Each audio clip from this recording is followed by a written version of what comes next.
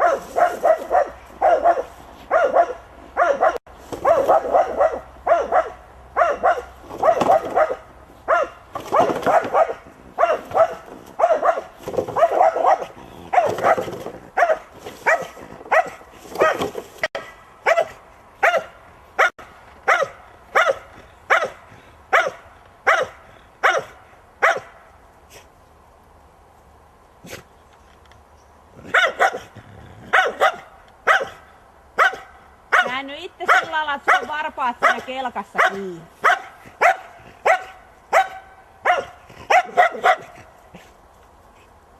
Ja kehut sitä, se oli valtavan reipas ja ihan taputtelet koiraa ja yhdessä sen.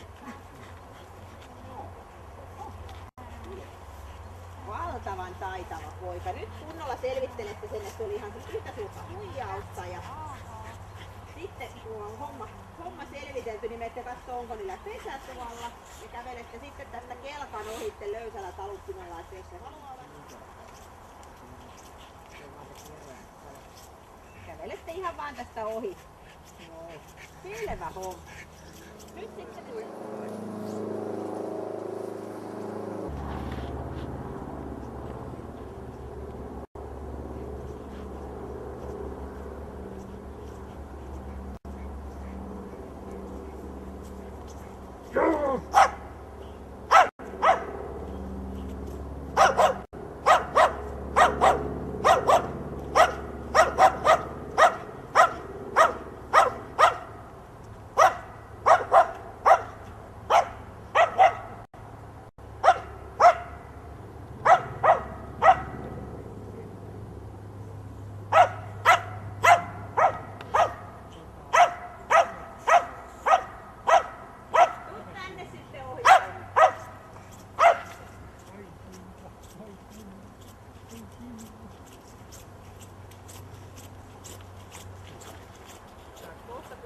Koiran ja sitten vaihdat tämän oman taluttimen seuraavaksi suoritteita.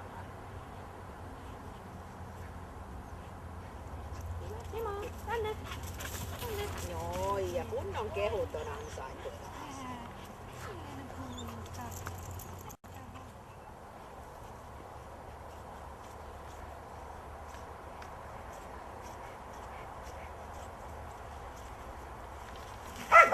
Ja matka jatkuu. Ihan tässä mun edessä käännytte tonne päin tässä suoraisuuteen.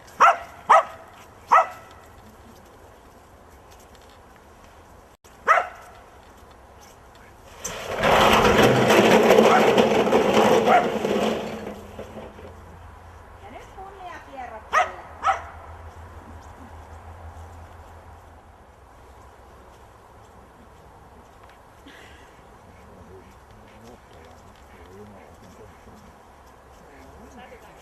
Ei tarvitse, jo ensimmäisellä kertaa ehti sen tarkastellaan.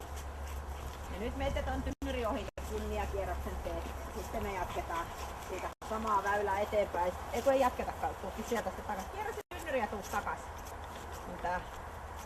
Tämä osa suoritetaan. Hyvä.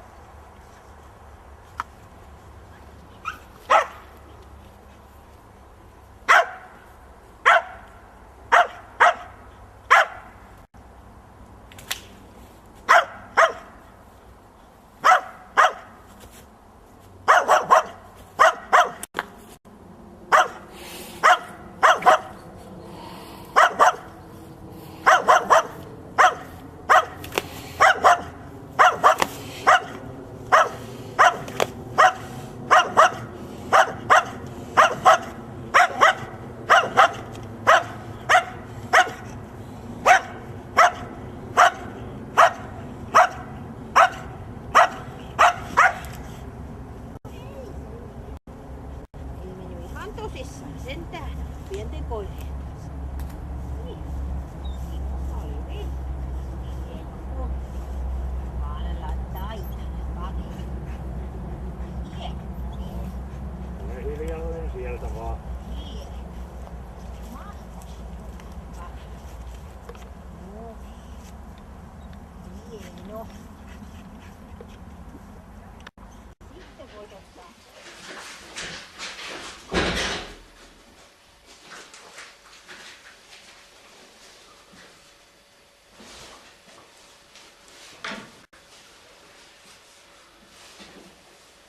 Sitten otetaan se vähän vauhtia.